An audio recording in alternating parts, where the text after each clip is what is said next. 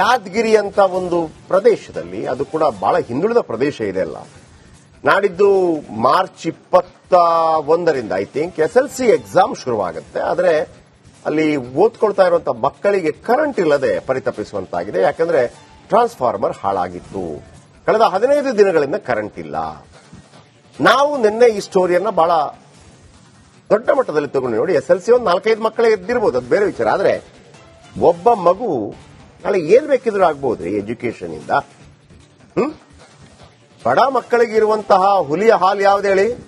Education. ಇದನ್ನು ಯಾರು ಹೇಳಿದ್ದು? ಬಹಳ ಮುಖ್ಯವಾಗಿ ಡಾಕ್ಟರ್ ಬಾಬಾ ಸಾಹೇಬ್ ಅಂಬೇಡ್ಕರ್. ಏನೂ ಇಲ್ವಾ? ಬಡತನ ಇದೆಯಾ ನಿನಗೆ? ಅಥವಾ ನಿನ್ನ ಜಾತಿ ಗೀತೆ ಅನ್ನೋ ಕಾರಣಕ್ಕಾಗಿ ನಿನ್ನನ್ನು ತುಳಿತಾ ಇದ್ದಾರಾ? ಏನ್ ತಲೆ ಕೆಡಿಸ್ಕೋಬೇಡ, ಶಾಲೆಗೆ ಹೋಗು, ಫ್ರೀ ಶಾಲೆ ಇದೆ, ಓದು ಓದು ಓದು. ಎಷ್ಟು ಎಷ್ಟು ಎಷ್ಟು ಮ್ಯಾಕ್ಸಿಮಮ್ ಅಂದ್ರೆ ಎಷ್ಟು? 16 ವರ್ಷ ಆದಾಗ SLC ಆಗತ್ತೆ. ಇನ್ನೊಂದು 5 ವರ್ಷ, 21 ವರ್ಷ ಆಯ್ತಾ? UPSC ಏನಾದ್ರೂ ಮಾಡಿಬಿಟ್ರೆ ಯಾವ ಮರ್ಯಾದೆ ತಲತಲಾಂತರಗಳಿಲ್ಲ ಬಂದಿಲ್ವೋ ಎಲ್ಲವೂ ಸೆಲ್ಯೂಟ್ ಹೊಡ್ಕೊಂಡು ಬರುತ್ತೆ, ಕಾಲು ಬಿಡಕ್ ಬರುತ್ತೆ ಅಲ್ವಾ? ನಿಜ ತಾನೆ? ಸೊ ಹಾಗಿರುವಾಗ ನಮ್ಮ ಉದ್ದೇಶ ಅದು. Super 3 super fast impact. Super 3 ವರದಿಗೆ ಜೆಸ್ಕಾಂ ಶೇಕ್ ಆಗೋಯ್ತು. ಪಟಾಪಟ ಎಂಟ್ರಿ ಕೊಟ್ಟರು ಸಂಬಂಧಪಟ್ಟವರು. ಚಕಾಚಕ್ ಕೆಲಸ ಆಗೋಯ್ತು. ಹಾಗಿದ್ರೆ ನಿನ್ನೆ ಏನ್ ಸುದ್ದಿ ಮಾಡಿದ್ವಿ ನಾವು? ಬನ್ನಿ ಹೇಳ್ತೀನಿ. 15 ದಿನದಿಂದ ಕರೆಂಟ್ ಇಲ್ಲದೆ SLC ಮಕ್ಕಳು ಪರದಾಡ್ತಾ ಇದ್ರು. ಯಾವ ಬಡವರ ಮಕ್ಕಳು ಯಾರು ಗೊತ್ತು ಪಾಪ. ಆದ್ರೆ ತೀರಾ ಬಡವರು ಸರ್, ಫಿನಾನ್ಷಿಯಲಿ ಮತ್ತೊಂದರಲ್ಲಿ ಯಾವುದೂ ಇಲ್ಲ. ಈಗ ಸಿದ್ದರಾಮಯ್ಯನವರು ಶೈಕ್ಷಣಿಕ, ಆರ್ಥಿಕ, ಸಾಮಾಜಿಕ ಅಂತೆಲ್ಲ ಮಾಡಿದ್ರಲ್ಲ, ಇದು ಶೈಕ್ಷಣಿಕವಾಗಿಯೂ ಇಲ್ಲ ಪಾಪ, ಆರ್ಥಿಕವಾಗಿಯೂ ಇಲ್ಲ ಪಾಪ, ಸಾಮಾಜಿಕವಾಗಿಯೂ ಇಲ್ಲ. ಸಾಮಾಜಿಕವಾಗಿ ಅಂತಂದ್ರೆ ಏನು? ಒಂದು ಒಳ್ಳೆ ಮನೆ ಆದ್ರೂ ಇದೆ, ಅದು ಇಲ್ಲ. ಪರದಾಡ್ತಾ ಇತ್ತು ಈ ಮಕ್ಕಳು. ಯಾಕಂದ್ರೆ ಅವರ ಪ್ರಾಬ್ಲಮ್ ಸಾಲ್ವ್ ಮಾಡೋಕೆ ಯಾರು ಮುಂದಾಗಿರ್ಲಿಲ್ಲ. ಕರೆಂಟ್ ಮನೆಯಲ್ಲಿ ಬರ್ತಾ ಇಲ್ಲ, ಯಾಕಂದ್ರೆ ಪಕ್ಕದಲ್ಲಿ ಟ್ರಾನ್ಸ್ಫಾರ್ಮರೇ ಹೋಗಿದೆ. ನಾವು ಎಂಟ್ರಿ ಕೊಟ್ವಿ, ಯಾರೆಲ್ಲ ಸಂಬಂಧಪಟ್ಟವರು ಫೋಟೋ ಸಮೇತ ಹಾಕಿದ್ವಿ. ಈಗ ಕರೆಂಟ್ ಬಂದಿದೆಯಂತೆ. ಬನ್ನಿ, ಅದ ಸ್ಟೋರಿ, ಖುಷಿ ಸಮಾಚಾರ ನೋಡೋಣ ಬನ್ನಿ. ಈ ತಿಂಗಳ ನಮ್ದು 21ಕ್ಕ ನಮ್ ಎಕ್ಸಾಮ್ ಅವ. ನಾವು ಓದ್ಬೇಕಂದ್ರೆ ಬೆಳಕಿಲ್ಲ ಅಂತಲೇ ನಮ್ಗೆ ಓದಕ್ಕೆ ಕಷ್ಟ ಆಗತ್ತ. ಕರಣಿಗೆ 15 ದಿವಸ ಆಯ್ತು, ಕರೆಂಟ್ ಇಲ್ಲ. ಓಣಿ ಕಂಬಕ್ಕೆ ತಗೋಬೇಕಾದ್ರ ಯಾಕೆ ತಗೊಂತೀರಿ? ನಮ್ಮ ನಗಲೇಶ್ ಅಂತಾರ. ಹೋಗಿ ಕೇಳಿದ್ರ ಇವತ್ತು ಬರ್ತೀವಿ ನಾಳೆ ಬರ್ತೀವಿ ಅಂತ ಇಷ್ಟೇ ಹೇಳಿಗೆ 15 ದಿನ ಆಯ್ತು. ದಿನಾಂಕ 14/3/2025. ಸಮಯ ಮಧ್ಯಾಹ್ನ 12:30. ಕರೆಂಟ್ ಕೊಡಿ ಇಲ್ಲ ನಡಿ.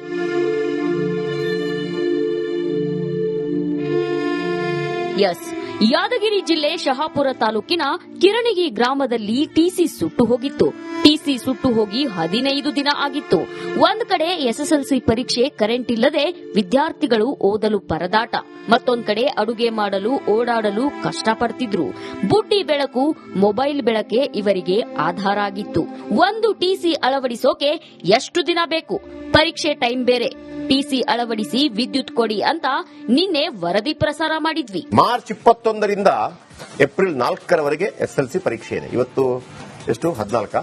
ಇನ್ನು 5-6 ದಿವಸದಲ್ಲಿ ಶುರುವಾಗುತ್ತೆ. 7 ದಿವಸದಲ್ಲಿ, ಒಂದು ವಾರದಲ್ಲಿ ಶುರುವಾಗುತ್ತೆ. ಎಂತ ಪ್ರಯತ್ನಗಳಾಗ್ತಾ ಇದೆ. ಮಕ್ಕಳು ವಿದ್ಯಾಭ್ಯಾಸದಲ್ಲಿ, ಶಿಕ್ಷಣದಲ್ಲಿ ಪ್ರಗತಿ ಸಾಧಿಸೋದಕ್ಕೆ ಒಂದು ಕಡೆ, ಮತ್ತೊಂದು ಕಡೆ ಈ ತರ ಕರೆಂಟ್ ಇಲ್ಲದೆ 15 ದಿವಸ ಆದ್ರೂ ಕೂಡ ಬರ್ತಾ ಇಲ್ಲ ಅಂತಂದ್ರೆ ಏನ್ ಕತೆ? ಎಂತ ಪ್ರಯತ್ನಗಳಾಯ್ತು?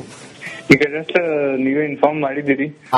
ಜೆಸ್ಕಾಂ ಡಿಪಾರ್ಟ್ಮೆಂಟ್ ನನಗೆ ನನ್ನ ವ್ಯಾಪ್ತಿಯಲ್ಲಿ ನಾರ್ಮಲಿ ಬರಲ್ಲ, ಬಟ್ ಈ ಯಾಕೆ ಶಿಕ್ಷಣ ಇಲಾಖೆ ನಾನು ನೋಡ್ತೀನಿ, ಇಮಿಡಿಯೇಟ್ ನಾವೇ ರಿಲೀಸ್ ಮಾಡ್ತೀವಿ. Thank you sir. ಆದಷ್ಟು ಬೇಗ ಒಂದು ಮಾಡಿಕೊಟ್ರೆ, ಅದೇ ಟ್ರಾನ್ಸ್ಫಾರ್ಮರ್ ಒಂದು ಚೇಂಜ್ ಮಾಡಿದ್ರೆ ಆಗೋಗ್ಬಿಡುತ್ತೆ ಸರ್. 15 ಡೇಸ್ ಇಮಿಡಿಯೇಟ್ ಜೆಸ್ಕಾಂಗೆ ಹೇಳ್ತೀನಿ. ಅವತ್ತು ಇಂಜಿನಿಯರ್ಸ್ ನೋಡಿ ಇಮಿಡಿಯೇಟ್ ಸಾಲ್ವ್ ಮಾಡ್ತಾರೆ. Thank you. ನೀವು ಅಷ್ಟೊಂದು ಭರವಸೆ ಕೊಟ್ಟಂದ್ರೆ ಕರೆಂಟ್ ಬಂತು ಅಂತ ಅಂದ್ಕೊಂಡಿದ್ದೀನಿ. Thank you sir. ವರದಿ ಪ್ರಸಾರ ಆಗ್ತಿದ್ದಂತೆ ಜೆಸ್ಕಾಂ ಇಲಾಖೆಯವರು ಎಚ್ಚೆತ್ತರು. ಹೇಗೆ 12 ಗಂಟೆಯಲ್ಲಿ ವಿದ್ಯುತ್ ಬಂತು ಅನ್ನೋದನ್ನ ಸೀನ್ ಬೈ ಸೀನ್ ತೋರಿಸ್ತೀವಿ ನೋಡಿ. ದೃಶ್ಯ 1. ಬಂತು ಟ್ರಾನ್ಸ್ಫಾರ್ಮರ್.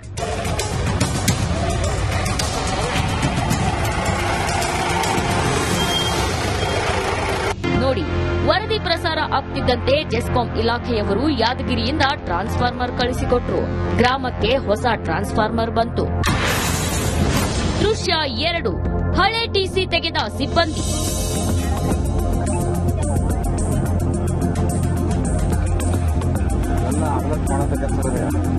ಜೆಸ್ಕಾಂ ಲೈನ್ ಲೈನ್ ಮ್ಯಾನ್ಗಳು ಫಟಾಫಟ್ ಅಂತ ಬಂದು ಹಳೆ ವೈರ್ ಕಟ್ ಮಾಡಿದ್ರು.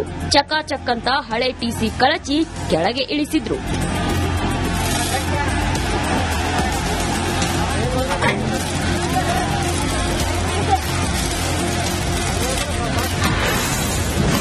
ದೃಶ್ಯ 3 ಫಟಾಫಟ್ ಹೊಸ ಟಿಸಿ ಫಿಕ್ಸ್. ಹಳೆ ಟಿಸಿ ಇಳಿಸುತ್ತಿದ್ದಂತೆ ತಂದಿದ್ದ ಹೊಸ ಟಿಸಿಯನ್ನ ಜೆಸ್ಕಾಂನವರು ಅಳವಡಿಸಿದ್ರು. ಈ ಸಮಯದಲ್ಲಿ ಜೆಸ್ಕಾಂ ಸಿಬ್ಬಂದಿಗೆ ಗ್ರಾಮಸ್ಥರು ಸಾಥ್ ನೀಡಿದ್ರು.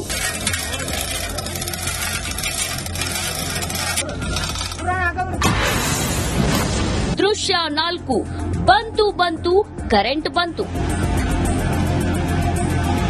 ಟಿಸಿ ಅಳವಡಿಕೆ ಮಾಡುತ್ತಿದ್ದಂತೆ ಕನೆಕ್ಷನ್ ನೀಡಲಾಯಿತು. ಕನೆಕ್ಷನ್ ನೀಡುತ್ತಿದ್ದಂತೆ ಎಲ್ಲಾ ಮನೆಗಳಿಗೂ ಕರೆಂಟ್ ಬಂತು. ಬೀದಿಯ ಬಲ್ಬ್ಗಳು ಆನ್ ಆದವು. ದೃಶ್ಯ 5 ಸೂಪರ್ 3ಗೆ ಧನ್ಯವಾದ. 15 ದಿನದಿಂದ ಕರೆಂಟ್ ಇಲ್ಲದೆ ಪರದಾಡ್ತಾ ಇದ್ವಿ. ಸೂಪರ್ 3 ವರದಿಯಿಂದ ನಮಗೆ ಕರೆಂಟ್ ಬಂತು. ಹೀಗಾಗಿ ಸೂಪರ್ 3ಗೆ ಧನ್ಯವಾದ ತಿಳಿಸಿದ್ರು. 15 ದಿನದಿಂದ ಆಯ್ತು ನಮ್ಮೂರಾಗ ಕರೆಂಟ್ ಇದ್ದಿದ್ದಿಲ್ಲ. ನಾವು ಅಧಿಕಾರಿಗಳು ನಮ್ಮೂರಿಗೆ ಬಂದು ರಾತ್ರಿಗೆ ಕರೆಂಟ್ ಹಾಕ್ಯಾರ. ಆರ್ ಕನ್ನಡ ಟಿವಿಯಿಂದ ಸುದ್ದಿ ಬಂದಿತ್ತು ಟಿಸಿ ಇಲ್ಲಾರ್ಸಲಿಗೆ. ಇವಾಗ ಟಿಸಿ ಹಾಕಿ ಕೊಟ್ಟಾರ. ನಮ್ಗೆ ಓದಕ ಸುಲಭ ಆಗ್ಯದ. ಇದಷ್ಟೇ ಹೇಳ್ತೀನಿ ಅಂತ. ಊರಲ್ಲಿ 15 ದಿನ ಆಯ್ತು ಟಿಸಿ ಸುಟ್ಟು. ಆರ್ ಕನ್ನಡ ಟಿವಿಯಲ್ಲಿ ಸುದ್ದಿ ಬಂದಿತ್ತು. ಅವರು ಟಿಸಿಯನ್ನು ಹಾಕಿಕೊಟ್ಟರು. ನಮಗೆ ಓದಲು ಅನುಕೂಲವಾಯಿತು. ಆರ್ ಕನ್ನಡ ಟಿವಿ ಅವರಿಗೆ ಧನ್ಯವಾದ ಹೇಳುತ್ತೇನೆ. ದಿವಸ ಆಗಿತ್ರಿ ನಮ್ಮ ಊರಾಗ ಟಿಸಿ ಹೋಗಿ ಕರೆಂಟ್ ಇರ್ಲಿಲ್ಲ. ರಿಪಬ್ಲಿಕ್ ಟಿವಿ ಅವರು ಬಂದು ಪ್ರಚಾರ ಮಾಡಿ ಇದೆಲ್ಲ ಸುದ್ದಿಗೋಷ್ಠಿ ಮಾಡಿಗೆಸಿ ಇವಾಗ ನಮ್ಮೂರಿಗೆ ಕರೆಂಟ್ ಬರಂಗ ಮಾಡ್ಯಾರ್ರಿ. ಹೆವಿ ಪ್ರಚಾರ ಮಾಡಿಗೆಸಿ ಕರೆಂಟ್ ಈ ರಾತ್ರಿ ಆದ್ರೂ ಬರಗಂಟ ಬಿಡ್ಲಾರಂಗ ಬಂದ್ಮೇಲೆ ಇವಾಗ ಕರೆಂಟ್ ಊರಿಗೆ ತರಿಸಿ ಕರೆಂಟ್ ಬೆಳಕ್ ಮಾಡ್ಯಾರ. ಎಲ್ಲ ಫುಲ್ ಎಲ್ಲಾರು ಖುಷಿಯಾಗ್ಯದ್ರಿ. ಅಲ್ಲಿ ಟಿಸಿ ಸುಟ್ಟು 15 ದಿನ ಆಯ್ತ್ರಿ. ಇಷ್ಟ ಕತ್ತಲ್ದಾಗ ಕುಂತಿದ್ವಿ. ನಿನ್ನೆ 6 ಟಿವಿ ಒಂದು ಕೇಸಿ ಸುದ್ದಿ ಮಾಡಿ ಇವತ್ತ ಟಿಸಿ ಹಾಕಿಗ್ಯಾರ. ಇವತ್ತು ಬೆಳಕ ಆಗ್ಯದ. ಇವತ್ತು ಅಕ್ಕಿನಾಗ ಕುಂತು ಉಣಾಕ ಆಗ್ಯದ. ಏನಿಲ್ಲರಿ ಈಗ ಅವ್ರಿಗೆ ಧನ್ಯವಾದ. ಒಟ್ನಲ್ಲಿ ಸೂಪರ್ 3 ಯಾವತ್ತೂ ಯಾರನ್ನು ಟಾರ್ಗೆಟ್ ಮಾಡಲ್ಲ. ನಮ್ಮ ವರದಿಗೆ ಸ್ಪಂದಿಸಿದ ಅಧಿಕಾರಿಗಳಿಗೆ ಬಿಗ್ ಹ್ಯಾಟ್ಸ್ ಆಫ್. ಇದು ನಮ್ಮ ಕಮಿಟ್ಮೆಂಟ್. ರಿಪಬ್ಲಿಕ್ ಟಿವಿಗೆ ರಿಪಬ್ಲಿಕ್ ಟಿವಿಗೆ ರಿಪಬ್ಲಿಕ್ ಟಿವಿಗೆ ನಿರಂತರವಾಗಿ ಸುದ್ದಿ ಮಾಡಿ ಟಿಸಿ ಬರಂಗ ಮಾಡಿರ್ತಕ್ಕಂಥ ರಿಪಬ್ಲಿಕ್ ಟಿವಿಗೆ ರಿಪಬ್ಲಿಕ್ ಟಿವಿಗೆ ರಿಪಬ್ಲಿಕ್ ಟಿವಿ ವರದಿಗಾರ ನಾಗರಾಜರಿಗೆ ರಿಪಬ್ಲಿಕ್ ಟಿವಿ ನಾಗರಾಜ್ ವರದಿಗಾರಿಗೆ ಬೆಳಕು ಮಾಡಿರ್ತಕ್ಕಂಥ ರಿಪಬ್ಲಿಕ್ ಟಿವಿಗೆ ರಿಪಬ್ಲಿಕ್ ಟಿವಿಗೆ. ಓಕೆ, ಇನ್ನೂ ಚೆಕ್ ಮಾಡ್ತೀನಿ. ಇನ್ನು ಮಾರ್ಕ್ ಎಷ್ಟು ಬರುತ್ತೆ ಅಂತ ನಮಗೆ ಇಂಪಾರ್ಟೆಂಟ್ ಇರೋದು ಗೊತ್ತಾಯ್ತಾ? ಅಲ್ಲೇ ಬಿಟ್ಬಿಡ್ತೀವಿ ಅಂದ್ಕೊಂಡ್ಬಿಡ್ಬೇಡಿ. ಏನು ಕರೆಂಟ್ ಕೊಟ್ಬಿಟ್ರು ಎಲ್ಲ ಮೊಬೈಲಲ್ಲಿ ನೋಡ್ಕೊಂಡ್ಬಿಟ್ರು ಅಂತೇಳಿ. ಗ್ಯಾರಂಟಿ ಚೆಕ್ ಮಾಡ್ತೀನಿ SLCಯಲ್ಲಿ ಈ ಮಕ್ಕಳು ಎಷ್ಟು ಮಾರ್ಕ್ ತೆಗೆದ್ರು ಅಂತೇಳಿ. ನೀವು ಹಂಗೆಲ್ಲ ನಾನು ಅನ್ಕೊಂಡ್ಬಿಡ್ಬೇಡಿ. ಕರೆಂಟ್ ಹಾಕಿಸ್ಕೊಂಡ್ಬಿಟ್ರು ಅಂತೇಳಿ. ಚೆನ್ನಾಗಿ ಕಲಿಬೇಕು. ಪ್ರತಿ ಸಲ ಕೂಡ ನಮಗೊಂದು ಮಾತು ಬರುತ್ತೆ. ನಾನು ಅನೇಕ ಬಾರಿ ಹೇಳಿದ್ದೀನಿ. ದಕ್ಷಿಣ ಕನ್ನಡ ಪ್ರಥಮ, ಉಡುಪಿ ದ್ವಿತೀಯ, ಅಥವಾ ಉಡುಪಿ ಪ್ರಥಮ, ದಕ್ಷಿಣ ಕನ್ನಡ ದ್ವಿತೀಯ, ಮಡಿಕೇರಿ. ಒಂದು ಕಾಂಪಿಟೇಷನ್ ಶುರುವಾಗಲಿ ಅಂತ. ಅಲ್ಲಿಯ ಮಕ್ಕಳು ಹುಷಾರಾಗಬೇಕು, ಇಲ್ಲಿಯ ಮಕ್ಕಳು ಹುಷಾರಾಗಬೇಕು. ಯಾದಗಿರಿನ ನಂಬರ್ 1 ಬರಬೇಕು ಒಂದು ದಿವಸ. ಯಾದಗಿರಿ, ರಾಯಚೂರು, ಬೆಳಗಾವಿ, ವಿಜಯಪುರ, ಬಾಗಲಕೋಟೆ, ದಕ್ಷಿಣ ಕನ್ನಡ, ಉಡುಪಿ, ಹಾಸನ, ಮೈಸೂರು, ದಾವಣಗೆರೆ, ಕೊಡಗು, ಈ ತರ ಆ ತರ ಇದ್ದಾಗ ಮಾತ್ರ ಸಮಾಜ ಬಲಿಷ್ಠ ಆಗತ್ತೆ, ರಾಜ್ಯ ಬಲಿಷ್ಠ ಆಗತ್ತೆ, ರಾಷ್ಟ್ರ ಬಲಿಷ್ಠ ಆಗತ್ತೆ. ಆಮೇಲೆ ನಾನು ಹೇಳಿದ್ನಲ್ವಾ, ನೀವು ಯಾವ ಜಾತಿಯಾಗಿದ್ರೇನಂತೆ 21 ವರ್ಷದಲ್ಲಿ ನೀವು ಮನಸ್ಸು ಮಾಡಿದ್ರೆ UPSCಯಲ್ಲಿ ಬರೆದ್ರೆ SC/ST ಗಳಿಗೆ ಮತ್ತೆ ಇವರಿಗೆಲ್ಲ ಸ್ವಲ್ಪ ಅವಕಾಶಗಳು ಜಾಸ್ತಿ ಇದೆ. ನೀವೇ ಕಿಂಗು ಆಗಿ. ಯಾಕಂದ್ರೆ ಈಗ ನೋಡಿ, ಈಗ ಕರ್ನಾಟಕದಲ್ಲಿ ಇಷ್ಟೆಲ್ಲ ಮುಖ್ಯಮಂತ್ರಿಗಳೆಲ್ಲ ಆಗಿದಾರಲ್ಲ. ಈಗ ಯಾರು? ಸಿದ್ದರಾಮಯ್ಯ ಮುಖ್ಯಮಂತ್ರಿ. ಸಿದ್ದರಾಮಯ್ಯನು ದೊಡ್ಡ ಸಿಟಿಯಿಂದ ಬಂದ್ರ? ಅಲ್ಲ, ಸಿದ್ದರಾಮನ ಉಂಡಿ. ನಾನು ಹೋಗಿದ್ದೀನಿ ಆ ಭಾಗಕ್ಕೆ. ಅಲ್ಲಿಂದ ಇದಕ್ಕಿಂತ ಮೊದಲು ಯಾರಿದ್ರು? ಬಸವರಾಜ ಬೊಮ್ಮಾಯಿ ಮುಖ್ಯಮಂತ್ರಿ. ಎಲ್ಲಿದ್ರು? ಅಲ್ಲಿ ಹುಬ್ಳಿಯ ಒಂದು ಭಾಗ, ಈಗ ಶಿಗ್ಗಾವಿ. ಕುಮಾರಸ್ವಾಮಿ ಅವರು ಪಡೋಲಿಪರಗಿ. ಯಡಿಯೂರಪ್ಪ ಆ ಬೂಕನಕೆರೆಯಲ್ಲಿ, ಆಮೇಲೆ ಇಲ್ಲಿ ಶಿಕಾರಿಪುರ, ಅಲ್ಲಿಂದ ಬಂದಿದ್ದು ಎಲ್ಲ ಛಲದಿಂದ, ಕೆಲವರು ಹೋರಾಟದಿಂದ, ಕೆಲವರು ವಿದ್ಯಾಭ್ಯಾಸದಿಂದ, ಎಲ್ಲವೂ ಕೂಡ. ವಿದ್ಯಾಭ್ಯಾಸದಿಂದ ನಮಗೆ ಬಹಳ ದೊಡ್ಡ ಅವಕಾಶಗಳಿದೆ. ಕೇವಲ ರಾಜಕಾರಣಿ ಆಗಬೇಕು ಅಂತ ನಾನು ಹೇಳ್ತಾ ಇಲ್ಲ. ಈ ಗೂಗಲ್ನ ಸಿಒ ಇದಾರಲ್ಲ, ಸುಂದರ್ ಪಿಚಾಯ್ ತಮಿಳುನಾಡಿನವರು. ನಿಮ್ಗೆ ಗೊತ್ತಿರಲಿ ವೀಕ್ಷಕರು, ಹೇಳ್ಬಿಡ್ತೀನಿ. ಸುಂದರ್ ಪಿಚಾಯ್ ತಮಿಳುನಾಡಿನವರು. ಅವರು IIT ಎಲ್ಲ ಮಾಡಿದ್ದಾರೆ. ಮತ್ತೊಂದು ಯಾವುದೋ ಒಂದು ಕೋರ್ಸ್ಗೆ ಹೋಗೋದಿಕ್ಕೆ ಸುಂದರ್ ಪಿಚಾಯ್, ಇದು ನಿಜ ಕತೆ. ಇದು ಸುಂದರ್ ಪಿಚಾಯ್ ಅವರ ತಂದೆಯ ವಿಮಾನದಲ್ಲಿ ಹೋಗಬೇಕಾಗಿತ್ತಂತೆ. ವಿಮಾನದಲ್ಲಿ ಹೋಗೋದಕ್ಕೆ ಅವರ ತಂದೆ 2 ತಿಂಗಳ ಸಂಬಳ ಬೇಕಾಗಿತ್ತಂತೆ. ಅದಕ್ಕೆ ಟಿಕೆಟ್ ಮಾಡಿ ಅಪ್ಪ ಮಗ ಹೋಗ್ಲಿಕ್ಕೆ 2 ತಿಂಗಳ. ಸುಂದರ್ ಪಿಚಾಯ್ ಅವರ ಕತೆ ಇದು. ಈಗ ಸಿಇಒ, ಗೂಗಲ್ನ ಸಿಇಒ, 2 ತಿಂಗಳ ಸಂಬಳ ಮಾಡಿಕೊಂಡು ಟಿಕೆಟ್ ಮಾಡ್ಕೊಂಡು ಹೋಗ್ಬೇಕಾಗಿತ್ತಂತೆ. ಹೋದ್ರು, ಕಲ್ತರು. ಬೇರೆ ಬ್ಯಾಕ್ಗ್ರೌಂಡ್ ಏನಿಲ್ಲ, ಕಲ್ತರು. ಕೇವಲ ಎಜುಕೇಶನ್. ಕಲ್ತರು. ಇವತ್ತು ಅವರ 1 ತಿಂಗಳ ಸಂಬಳದಲ್ಲಿ ಒಂದು ವಿಮಾನ ಖರೀದಿ ಮಾಡಬಹುದು. 300-350 ಕೋಟಿ ರೂಪಾಯಿ ಸಂಬಳ ಇದೆ ಅವರಿಗೆ ತಿಂಗಳಿಗೆ. ಅದಕ್ಕಿಂತ ಜಾಸ್ತಿ ಇರಬೇಕು. 300-350 ಕೋಟಿ ಸಂಬಳ ಯಾವುದರಲ್ಲಾಗಿದ್ದು? ಎಜುಕೇಶನ್. ನೀವು ಅದನ್ನು ಹೆಂಗ್ ತಗೋತೀರೋ ನನಗೆ ಗೊತ್ತಿಲ್ಲ. ನೀವು ಜಾತಿಗಿಂತ ಮೇಲೆ ಬಂದ್ಬಿಡ್ತೀರಿ. ನಿಮ್ಮ ಆರ್ಥಿಕ ಸಮಾನತೆ, ಅಸಮಾನತೆ, ಮತ್ತೊಂದು ನಿಮ್ಗಾದಂತ ಅವಮಾನ, ಮತ್ತೊಂದು ಎಲ್ಲವನ್ನ ಮೀರಬಹುದು. ಈಗಂತೂ ಕೇವಲ ದೇಶ ವಿದೇಶಗಳಲ್ಲಿ ನೀವು ಫಾರಿನ್ಗೂ ಹೋಗ್ಬೋದು, ಎಲ್ಲ ಅವಕಾಶಗಳಿದೆ ಅಂತ. ಓಕೆ, ಬನ್ನಿ ಒಂದೊಂದೇ ದೃಶ್ಯ ತೋರಿಸ್ತೀನಿ. ಓಕೆ, ನೋಡಿ, ನಾವು ಸ್ಟೋರಿ ಮಾಡಿದ ನಂತರ ಟ್ರಾನ್ಸ್ಫಾರ್ಮರ್ ಬಂದ್ಬಿಡುತ್ತೆ. 24 ಗಂಟೆಯಲ್ಲಿ ಎಲ್ಲವೂ ಆಗಿತ್ತು. ಟ್ರಾನ್ಸ್ಫಾರ್ಮರ್ ಬರೋದು ಫಸ್ಟ್ ಇದೆಯಲ್ಲ, ಅದು ಮತ್ತು ಕೂಡ 3 ಫೇಸ್ ಅನ್ನು ಕೊಡ್ತಾರಂತೆ. 2 ಫೇಸ್ ಅಂತಿತ್ತು. ಅಲ್ಲಿ ಮಾರಪ್ಪ ಅವರು ಹೇಳ್ತಾ ಇದ್ರು, ಇಲ್ಲ ಸರ್, ಅಲ್ಲಿ ಜನಗಳು ಅಲ್ಲಿ ತೊಗರಿ ಜೋಳ ಏನು ಬೆಳೀತಾರೆ, ಸೊ ಹಾಗಾಗಿ ಬೇಕು ಅಂತ ಹೇಳಿ. ನೋಡಿ, ಬಂತು ನಂಬರ್ 1. ಎರಡನೇ ದೃಶ್ಯ,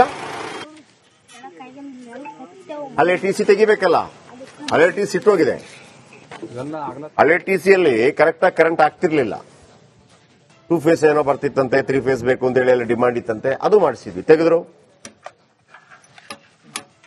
ಎಲ್ಲ ಕ್ಯಾಮರಾದ ಮುಂದೆನೆ. ಪಾಪ ನಮ್ಮ ನಾಗರಾಜ್ ಇದಾರಲ್ಲ, ನಾಗರಾಜ್ ಮುಗ್ದುಮ್, ಇವತ್ತು ನಂಬರ್ ಕೊಡ್ತೀನಿ ಆಯ್ತಾ. ಯಾದಗಿರಿಯ ನಾಗರಾಜ್ ಮುಗ್ದುಮ್ ಅವರ ನಂಬರ್ ಕೊಡ್ತೀನಿ. ನೀವು ಅವ್ರಿಗೊಂದು ಥ್ಯಾಂಕ್ಸ್ ಹೇಳಬೇಕು, ಎಸ್ಪೆಷಲಿ ಅವ್ರಿಗೆ ಹೇಳಬೇಕು, ನಮಗಲ್ಲ. ಆಯ್ತು, ಹಳೆ TC ತೆಗೆದ್ರು. ಅದೇನು ಈಸಿನಾ? ಹೊಸ TC ಫಿಕ್ಸ್ ಆಗ್ತಾ ಇದೆ ನೋಡಿ. ಎಷ್ಟು ಚೆನ್ನಾಗಿದೆ ಅಲ್ಲ ಇದು ನೋಡೋದಕ್ಕೆ. ಇದೆಲ್ಲ ಒಂಥರ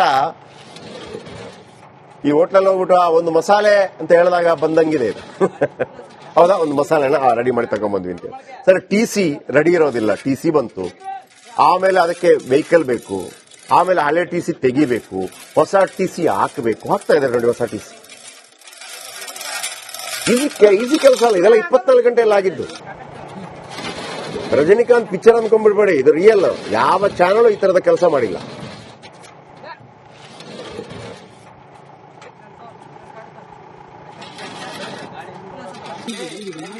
ಹೊಸ TC ಫಿಕ್ಸ್ ಆಯ್ತು. ಕರೆಂಟ್ ಬಂದ್ಬಿಟ್ಟು ಇಡೀ ಊರಿಗೆ ಕರೆಂಟ್ ಬಂತು. ಆ ಮಕ್ಕಳು ಪಾಪ ಆ ಸೊಳ್ಳೆಯಲ್ಲಿ ಬಲಗೋದು ಎಲ್ಲ ನೋಡಿ. ಈ ಮನೆ ಫುಲ್ ಕರೆಂಟ್, ಬಡವರ ಮನೆ. ಆದ್ರೆ ಅಲ್ಲಿ ಓದಿ ಹುಷಾರಾಗುವ ಮಕ್ಕಳು ಆ ಬಡವರ ಮನೆ ನಾಳೆ ವಿಮಾನದಲ್ಲಿ ಕೂರಿಸ್ಕೊಂಡು ಹೋಗ್ಬೋದು ಅವ್ರನ್ನ. ಹೂ ನೋಸ್ ಅಲ್ವಾ? ಬಟ್ ಓದಿ ಮಕ್ಕಳ ಚೆನ್ನಾಗಾಗಬೇಕು. ಕರೆಂಟ್ ಕೊಟ್ಬಿಟ್ವಿ, ಟಿವಿ ನೋಡಿದ್ವಿ, ಮೊಬೈಲ್ ಚಾರ್ಜ್ ಹಾಕಿದ್ವಿ, ಸ್ಕ್ರೋಲ್ ಮಾಡಿದ್ವಿ. ಅದೇ ಆಗಬಾರ್ದು. ನೀವೇನು ಹೆಲ್ಪ್ ಕೇಳಿದ್ರೆ ಅದನ್ನ ನಾವು ಮಾಡಿದೀವಿ. ಈಗ ನೀವು ನಿಮ್ಮಿಂದ ಇಲ್ಲಿ ಬಯಸ್ತೀವಿ ನಾವು, ನಮಗಾಗಿ ಅಲ್ಲ, ನಿಮಗಾಗಿನೇ. ಏನು ಒಳ್ಳೆ ಮಾರ್ಕ್ ತೆಗೆದು ತೋರಿಸ್ಬೇಕು. ನಿರಂತರವಾಗಿ ಸುದ್ದಿ ಮಾಡಿ TC ಬರಂಗ ಮಾಡಿರ್ತಕ್ಕಂಥ ರಿಪಬ್ಲಿಕ್ ಟಿವಿಗೆ ರಿಪಬ್ಲಿಕ್ ಟಿವಿ ವರದಿಗಾರ ನಾಗರಾಜ್ಗೆ, ರಿಪಬ್ಲಿಕ್ ಟಿವಿ ನಾಗರಾಜ್ ವರದಿಗಾರಿಗೆ, ತಲ್ಲಿಂದ ಬೆಳಕು ಬರಂಗ ಮಾಡಿರ್ತಕ್ಕಂಥ ರಿಪಬ್ಲಿಕ್ ಟಿವಿಗೆ ರಿಪಬ್ಲಿಕ್ ಟಿವಿಗೆ ರಿಪಬ್ಲಿಕ್ ಟಿವಿಗೆ ರಿಪಬ್ಲಿಕ್ ಟಿವಿಗೆ. ಓಕೆ, ಈಗ ಸಂಬಂಧಪಟ್ಟವ್ರಿಗೆ ಎಲ್ಲರಿಗೊಂದು ಥ್ಯಾಂಕ್ಸ್ ಹೇಳುವಂಥದ್ದು, ಯಾರೆಲ್ಲ ಇದ್ದೀರೋ ಇಲ್ಲೋ ಎಲ್ಲವೂ ಕೂಡ ಲವೀಶ್ ಹೋರಾಡಿ ಅವರ ಗಮನಕ್ಕೂ ತಂದಿದ್ವಿ. ಅವರು ಹೇಳಿದ್ರು ನಾನು ಜಸ್ಕಾಂ ಬರಲ್ಲ ನನಗೆ, ಬಟ್ ನಾನು ಎಜುಕೇಶನ್ ಬರೋ ಕಾರಣಕ್ಕಾಗಿ ನಾನು ಮಾತಾಡ್ತೀನಿ ಅಂತ ಮಾತಾಡಿದ್ದಾರೆ ಅವರು ಕೂಡ. ಇವ್ರಿಗೊಂದು ದೊಡ್ಡ ನಮಸ್ಕಾರ. ಆಮೇಲೆ ಇವರು ಇರ್ಬೇಕಲ್ಲ, ಯಾರು ಮಾರೆಪ್ಪ ನೆನ್ನೆ ಇತ್ತಲ್ಲ ಮಾರೆಪ್ಪ ಅವ್ರದ್ದು, ಸ್ವಲ್ಪ ಬ್ಲರ್ ಇತ್ತ. ಸುಶೀಲಾ ಬಿ ಜಿಲ್ಲಾಧಿಕಾರಿಗಳು, ಚೆನ್ನಾರೆಡ್ಡಿ ಪಾಟೀಲ್ ಶಾಸಕರು, ಆಮೇಲೆ ಮರೆಪ್ಪ ಅವರು ನಿಮ್ಮ ಒಂದು ಒಳ್ಳೆ ಫೋಟೋ ಕೊಡಿ, ನಮ್ಗೆ ಹಾಕಕ್ಕಾಗ್ತಿಲ್ಲ ಇಲ್ಲಿ, ಇಲ್ಲಾಂದ್ರೆ ಆಗ್ತಿದ್ವಿ. ಮರೆಪ್ಪ ಅವ್ರಿಗೂ ಕೂಡ ದೊಡ್ಡ ಥ್ಯಾಂಕ್ಸ್. ಈಗ ನಾಗರಾಜ್ ಇದ್ದಾರೆ. ನಾಗರಾಜ್, ಎಷ್ಟು ಮನೆಗಳಿಗೆ ಮತ್ತು ಎಷ್ಟು ಬೀದಿ ದೀಪಗಳು ಬಂತು, ಈಗ ಲೈಟ್ ಆಯ್ತು. ಆಮೇಲೆ ಒಂದು ನಮ್ಮ ರಿಕ್ವೆಸ್ಟ್ ಏನಪ್ಪಾ ಅಂತಂದ್ರೆ, ಆ ಮಕ್ಕಳು ಚೆನ್ನಾಗಿ ಓದಬೇಕು. ಕೇವಲ ಟಿವಿ ನೋಡ್ಕೊಂಡು, ಈ ಸಂದರ್ಭದಲ್ಲಿ ಟಿವಿ ನೋಡ್ಕೊಂಡು ಮೊಬೈಲ್ ನೋಡ್ಕೊಂಡು ಕೂರೋದಲ್ಲ, ಸ್ವಲ್ಪ ಎಚ್ಚರಿಕೆ ಕೊಡಿ. ಈ SLC ರಿಸಲ್ಟ್ ಬಂದಾಗ ನನಗೆ ಇಲ್ಲೇ ರಿಸಲ್ಟ್ ಬೇಕು. ಓಕೆ ನಾಗರಾಜ್, ಏನೆಲ್ಲ ಘಟನಾವಳಿಗಳಾಯ್ತು 24 ಗಂಟೆಯಲ್ಲಿ? ಜಯಪ್ರಕಾಶ್ ಶೆಟ್ಟಿ, ಯಾದಗಿರಿ ಜಿಲ್ಲೆಯ ಶಹಾಪುರ ತಾಲೂಕಿನ ಕರಣಗಿ ಗ್ರಾಮದಲ್ಲಿ ಸುಮಾರು 15 ದಿನಗಳಿಂದ ವಿದ್ಯುತ್ ಸಂಪರ್ಕವಿಲ್ಲದೆ ಅಂತಂದ್ರೆ ಆ ಒಂದು ಗ್ರಾಮದಲ್ಲಿರುವಂತಹ ವಿದ್ಯುತ್ ಟ್ರಾನ್ಸ್ಫಾರ್ಮರ್ ಸುಟ್ಟು 15 ದಿನ ಕಳೆದ್ರು ಜಸ್ಕಾಂ ಅಧಿಕಾರಿಗಳು ಆ ಒಂದು ವಿದ್ಯುತ್ ಟ್ರಾನ್ಸ್ಫಾರ್ಮರ್ ಅಳವಡಿಕೆ ಮಾಡಿರಲಿಲ್ಲ. ಆದ್ರೆ ನಿನ್ನೆ ನಾವು ಸೂಪರ್ 3ಯಲ್ಲಿ ಸುಮಾರು ಈ ಒಂದು ಕಾರ್ಯಕ್ರಮವನ್ನು ಪ್ರಸಾರ ಮಾಡಿ ಅಧಿಕಾರಿಗಳಿಗೆ ಒಂದು ರೀತಿ ಚಳಿ ಬಿಡಿಸುವಂತ ಕೆಲಸ ಆಗಿತ್ತು. ಇದಾದ ಬಳಿಕ ಸಂಜೆ 6:30 ಅಂತಂದ್ರೆ ಜಸ್ಕಾಂ ಅಧಿಕಾರಿಗಳು ಅಲ್ಲಿ ಟಿಸಿಯನ್ನ ಕೊಟ್ಟು ಕಳಿಸಿ ಲೈನ್ಮನ್ ಗಳನ್ನ ಕಳಿಸ್ತಾರೆ. ಅಂದ್ರೆ ಲೈನ್ಮನ್ ಗಳು ಬಂದು ಅಂದ್ರೆ ಸಂಜೆ ಕತ್ತಲಾದ್ರೂ ಸಹ ಆ ಒಂದು ಟಿಸಿಯನ್ನ, ಹಳೆ ಟಿಸಿಯನ್ನ ಕೆಳಗಿಳಿಸಿ ಮತ್ತೆ ಹೊಸ ಟಿಸಿಯನ್ನ ಅಳವಡಿಕೆ ಮಾಡ್ತಾರೆ. ಅದಾದ ಬಳಿಕ ಅಂತಂದ್ರೆ ಆ ಗ್ರಾಮಕ್ಕೆ ಅಂತಂದ್ರೆ ಗ್ರಾಮದ ಬೀದಿ ದೀಪಗಳಾಗಿರ್ಬೋದು, ಮನೆ ದೀಪಗಳಾಗಿರ್ಬೋದು ಎಲ್ಲವಕ್ಕೂ ಆ ಕರೆಂಟ್ ಅನ್ನ ಕೊಡ್ತಾರೆ. ಎಲ್ಲ ಕರೆಂಟ್ ಬಂದ ಮೇಲೆ ಆ ಒಂದು ಗ್ರಾಮಸ್ಥರು ಸಹ ಸಂಭ್ರಮವನ್ನ ಪಡ್ತಾರೆ. ಯಾಕಂತಂದ್ರೆ ಸುಮಾರು 15 ದಿನಗಳಿಂದ ಮಕ್ಕಳಾಗಿರ್ಬೋದು ಮತ್ತು ದನಕರುಗಳಾಗಿರ್ಬೋದು ಎಲ್ಲವೂ ಅಂದ್ರೆ ಸೊಳ್ಳೆಗಳನ್ನು ಕಡಿಸ್ಕೊತಾ ಇದ್ವು.